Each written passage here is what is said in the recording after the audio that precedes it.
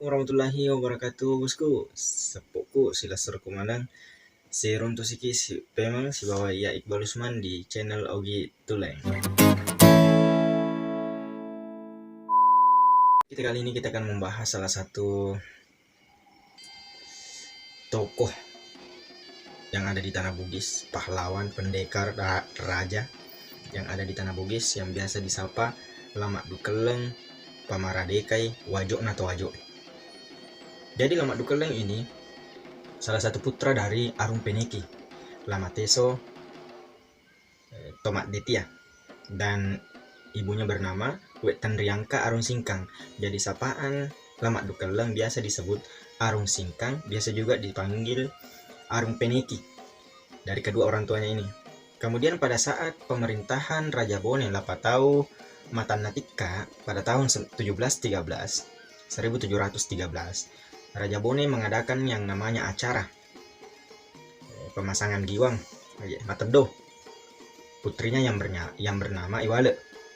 Pada saat itu Lasaliwangeng yang menjadi Raja Wajo mendapat undangan untuk menghadiri acara itu, dan Raja Wajo mengikut sertakan Lamak Dukeleng untuk mengikuti acara itu karena dia yang membawa tempat siri pada saat itu.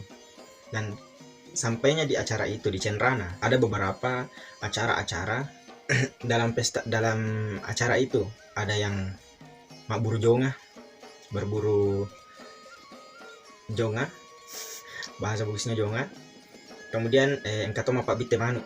Nah, waktu nama mapak bite manu, waktu nangnya mapak bite manu, mate manukna bone, mate manukna Arung Bone. Tetapi kekalahannya ini dek nakui onangnya to bone makada ikalai manukna nasabak mage jago to nasa manukna, tapi kenyataannya mate. Waktu nama mate manukna matalu roca. Dalam buku lontara Bugis Nawajo, riwatuna roca yaro, terjadi pertumpahan darah, terjadi perkelahian, baku tikam si gajah tawe. Nah di situ Lamak Dukeleng terlibat. Lamak Dukeleng terlibat ikut dalam serta watuna roca tawe. Nah riwatuna mace Lamak Dukeleng, mace akoronangnya watuna roca tawe, megangi tau bone mate daripada tu wajo. Nah riwatuna dek pernah hajo roca nah baru-baru itu hura masuna Lamak Dukeleng. Jadi dia bisa dikatakan medei, dia melarikan diri melalui sungai Welanai. Kemudian dalam perjalanannya letuk ni Ritosora tapak engkai pengawalnya kerajaan Bone Macinrola dok kemakutan dari Raja Wajo pada saat itu untuk melalui Lamak Dukeleng ya berang karena alena mebu kekacauan aki Bone. Tetapi Lasaliwangeng Raja Wajo pada saat itu mengatakan bahwa dese gage Lamak Dukeleng aki Wajo dek ni gage. Pengawal kerajaan Bone pada saat itu percaya lesui, meskipun di dalam hatinya bahwa Lamak Dukeleng engkau mau pikir Wajo, tapi dia menghormati salah satu perjanjian Telung Pucoy Wajo, Bone, Sopeng, yang dimana ketiga ini harus saling mempercayai. Jadi lesui riwatuna lesu dek nameta engkani Lamak Dukeleng mengolo kiraja meloras tu mengolo kiraja Lasaliwangeng si bawa mengolotoi aki Arung Benteng pola untuk meloras tu untuk lesu untuk nasalai Wajo joke merantau melok salai Wajo. Bertepatan pada saat itu pembangunan tempat harta kerajaan Wajo pada saat itu selesai pas di samping Masjid Tua Tosora dan gedung padi di Tiga Limpoi. Yana tuh biasa yang kelinya angka daerah ki Tosora angka to yasa Telu Limpoi, Tiga Limpoi, onron nama tarogaba tawe makuke mancaji desa Telu Limpoi. Kemudian Latan Riwija dan Situju berpesan makadai tegi komon romatu letu ajak lalu nang kamallu faiwi kampung, ajak lalu nang kamallu fe tanah wajo, ajak lalu nang kamallu fe tanah ugi. Tanah ini maka ada apa bekal yang kau bawa, aga kira-kira mutiwi untuk melo joka merantau. Mape balik nama dukal engka telu utiwi. Yang pertama ujung lidahku, yang kedua ujung kerisku, yang ketiga ujung kelaki-lakianku. Yana telu na tiwi. Riwatuna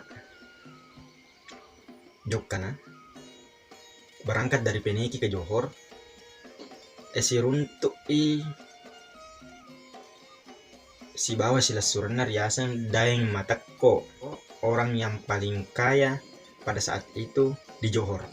Lama Dukelang ini berangkat dari di akhir pemerintahan Raja Bone, yaitu akhir pemerintahan Raja Bone yang merangkap sebagai Datu Sopeng dan Ranrang Tua Riwajo pada tahun 1714 kalau tidak salah.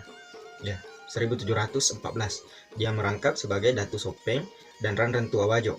Lama Dukelang ini pada saat berlayar banyak sekali rintangan-rintangan yang dihadapi di laut. Kemudian dia sampai di perantauannya, dia menetap di Malaka, Malaysia Barat, Malaysia bagian barat, kemudian pindah di Kerajaan Pasir, Kalimantan Timur. Dia berada di daerah itu. Dan pada saat itu dia mengangkat Toasa jadi panglima. Jadi panglima pada saat dia berada di atas kapal, dan pada saat itu dia yang mengacaukan tentara-tentara Belanda di bagian laut, di bagian perairan. Dia yang mengacaukan pasukan-pasukan Belanda di Selat Makassar. Kemudian Nama Dukelang menikahi putri dari Raja Pasir yang memerintah pada saat itu 1730 sampai 1732. Dia menikahi salah satu anak dari Raja Pasir. Kemudian dikaruniai 3 orang anak. 3 orang anak memiliki cucu, cicit. Yang anak yang pertama yang diberikan nama Peta Tosi Bengarang, yang berketurunan atau menikah dengan keturunan Raja Pasir dan Kutai. Kemudian yang kedua Peta Torawe, yang menikah atau berhimpun dengan keluarga Raja Berau dan Kutai. Kemudian Peta Tosiangka, dia yang menikah atau berkeluarga menjalin hubungan dengan raja-raja Bulungan atau Sulawesi Tengah dan Sulawesi Tengah. Nah, dari sejarah ini, anak dari Lama Dukelang, di sini kita bisa menyaksikan atau bisa kita saksikan bahwa rata-rata orang yang ada di Kalimantan, di Kutai, Samarinda, itu semua bisa kita saksikan bahwa di sana banyak orang Bugis, banyak keturunan orang Bugis. Dan seperti pada saat awal perjalanannya, dia bertemu dengan saudaranya yaitu Dai Mateko, orang yang paling kaya di Johor pada saat itu. Berarti saudara Lama Dukelang jauh sebelumnya, atau orang Bugis jauh sebelumnya sudah merantau ke beberapa daerah-daerah yang ada di Indonesia. Luar biasa. Kita Monro kemana ngugi. Kemudian kita lanjut. Pada saat itu Wajo diduduki oleh Kerajaan Bone. Kerajaan Bone berkuasa pada saat itu di Wajo. Nah, orang Wajo banyak sekali yang berkesimpulan atau mengambil tindakan untuk merantau ke daerah Lama Dukelang. Dia banyak yang merantau ke Kerajaan Pasir, Kerajaan Kutai, untuk mengadu nasib atau menghindari adanya kekacauan yang ada di tanahnya sendiri. Kemudian salah satu dari kerabat atau anggota dari Lama Dukelang ini menghadap ke raja, yaitu Lamohan Dai Mangkona, menghadap ke raja untuk diberikan lokasi. Tetapi raja pada saat itu berpikir, kalau saya memberikan satu wilayah atau satu tanah, jangan sampai dia yang akan membuat kekacauan di kerajaan saya, di wilayah saya. Tapi karena raja tadi sangat menghargai Lama Dukelang, maka saat itu dia diberikan satu wilayah. Raja mengatakan, silahkan engkau cari tempat sapa nuna sengonrong di daerahku, iya ro waina angka salona mengalir desa na mengalir foliasa foliawa, tapi macen nih ya ro ya. Kemudian ya sapa ku wilayah dataran rendah iyon nangi Lamuhan dan Mangkona Megan isi bawah bersamaan dengan pengungsi-pengungsian dari Tanah Wajo pada saat itu keliling mencari. Dia melewati Sungai Mahakam, kemudian mencari beberapa jam dia menemukan satu tempat dataran rendah. Nah, aku nih Romunro sesuai perintahnya raja, apa ko onrong yang dataran rendah engka waisalo na desa na solo kuliah yawa tapi macam ini artinya melingkar sungainya. Nah, disitulah dia berada membuat rumah di atas rakit, rumah terapung. Tetapi dengan satu catatan, aku mebu pernah sebulan ajak gaga matandre si tandre manang dengan simbol yang mengatakan bahwa meskipun dia raja, meskipun dia bangsawan, rumahnya akan tetap sama rendah. Jadi dia sama rendah si tandre mana cukup bola atau weh. Nah, dari tempat itulah orang-orang di sana mengambil salah satu filosofi atau nama daerah itu, yaitu sama rendah. Biasa nih yang kelima aku pilih sama rendah. Nah, baca sama rendah tahu ataukah seiring berjalannya dengan waktu penyebutannya berbeda sih sekarang. Ada yang mengatakan Samarinda, padahal sebelumnya namanya adalah Samarendah. Nah, pada saat itu yang berjasa daerah Samarinda ini ada salah satu kampung di sampingnya, kampung tertua yang ada di sana, yang ada di Kalimantan. Kampung tertua, dan yang berjasa di sini adalah Lamohang dan Mangkona yang mensejahterakan, memajukan kampung yang tertua yang ada di Kalimantan. Kemudian setelah masyarakat Wajo yang mengungsi dari Wajo ke Kalimantan ini dan menduduki satu wilayah yang yaitu Samarinda, Raja Pasir pada saat itu sudah meninggal dan digantikan oleh Lamak Dukelang. Digantikan oleh Lamak Dukelang sebagai raja. Dan tibalah saatnya, pada saat kekacauan terjadi di Wajo, Yoli ini kasih lesu pengen Lamak Dukelang. Yoli lesu. Dan karena dia cinta dengan tanah airnya, cinta dengan kampung halamannya, Wajo, cinta dengan Bugis, orang Bugis, sahabat Togi, lesui. Dia memutuskan untuk kembali ke Wajo. Dan pada saat itu ada beberapa pasukan yang dia bentuk, pasukan laut, yaitu Labana Tuasa. Itu yang dibentuk tadi sebagai panglimanya. Kemudian pasukan darat yang dipimpin oleh Panglima Wana Pak Bola dan Panglima Cambang Balolo. Dia berangkat dari Kerajaan Pasir atau dari Johor, kemudian dia ingin kembali ke kampungnya. Sampai di Makassar, dia melawan Belanda di Makassar dan di pelabuhan dan di Lae-Lae sampai Rotterdam. Dia melawan pasukan Belanda di sana. Dan pada saat itu gubernur di Makassar dia mengirim beberapa Belanda untuk melawan itu, karena dia dikira salah satu pengacau atau salah satu penjajah. Kemudian dia melawan 2 hari, dia melawan sampai dia tidak bisa dikalahkan oleh pasukan Belanda pada saat itu. Lamak Dukelang ini berangkat ke pelabuhan di Goa dan dia diterima oleh kawannya, yaitu Ima Pesempe dan Manaro. Dan kemudian pembicara Goa juga Imegana. Dia diterima baik di sana. Kemudian pada saat itu terdengarlah kabar bahwa Lamak Dukelang ingin lewat di Bone. Dia ingin lewat di Bone melalui Cenrana. Nah, pada saat itu ada peraturan di Bone yang dibuat oleh Ratu Bone Wek Batara Toja pada tahun 1667 bahwa Lama Dukeleng dilarang masuk karena dia salah satu orang yang membuat salah di Bone, atau salah di Bone. Dia salah satu orang yang membuat kesalahan di Bone, kemudian dia dilarang untuk masuk di melewati pelabuhan di Cenrana karena Lama Dukeleng orangnya bijak, dia menghormati keputusan raja. Dia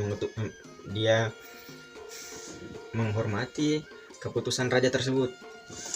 Kemudian dia pada saat itu dia lewat di Wajo, dia lewat di Doping untuk masuk ke Wajo, tetapi dia sangat dicekam, dia sangat ingin digagalkan.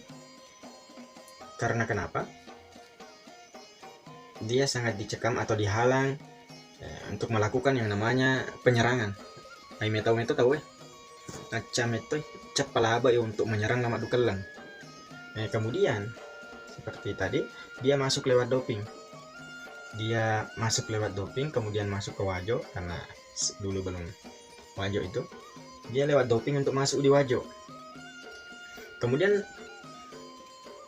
Lama Dukeleng mengatakan berdasarkan perjanjian di Lapak Daga antara Arung, Sautanre, Latiringan, Totaba pada tahun 1476 yang mengatakan bahwa jika Wajo adalah negeri mereka di mana hak asasi manusia dijamin, di mana hak asasi rakyat dijamin.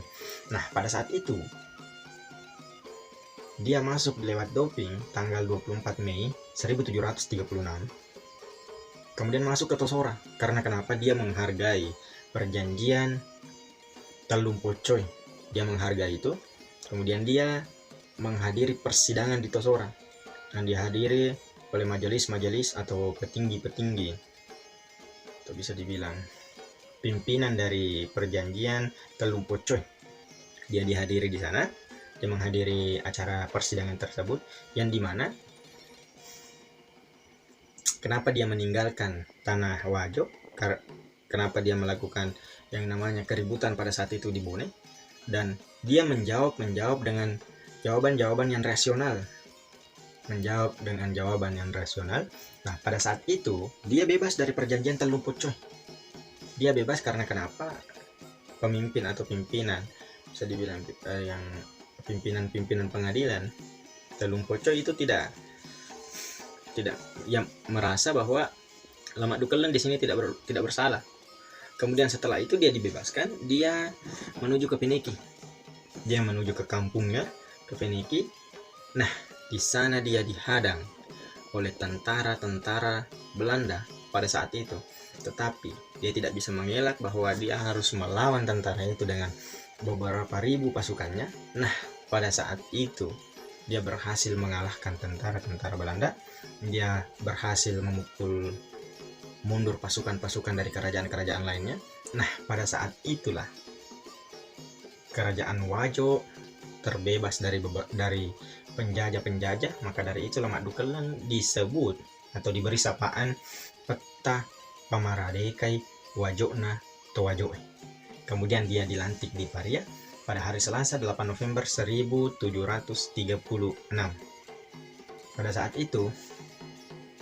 Pada saat pemerintahan Lama Dukeleng, banyak sekali kemajuan-kemajuan yang dimiliki oleh Wajo. Yang pertama tentram. Wajo pada saat itu tentram. Yang kedua, dia memberikan pemikiran-pemikiran yang cemerlang kepada kerajaan Wajo pada saat itu. Kemudian dia memperluas daerah-daerah yang ada di kerajaan Wajo pada saat itu, yang sekarang menjadi Kabupaten Wajo. Oke, sapoku silusur kumanang. Oleh kapang sikonero caritata mengenai Lama Dukeleng. Kalau ada yang ceritanya yang salah atau yang keliru atau yang berbeda dengan pemahaman sapoku semua, jangan lupa tulis di komentar, dan saya akan tulis di deskripsi tentang sumber-sumber di mana saya mengambil cerita tersebut. Oke, sapoku oleh kapang sikoni, jangan lupa dukung channel kami dengan klik like, share, di komentar memang nih. Jangan lupa klik like, subscribe, nyalakan tombol loncengnya agar bosku-bosku semua tahu kalau kita punya video baru. Oke, sekian dari saya Sapopos. Assalamualaikum warahmatullahi wabarakatuh. Salam aki, nanti pada salam.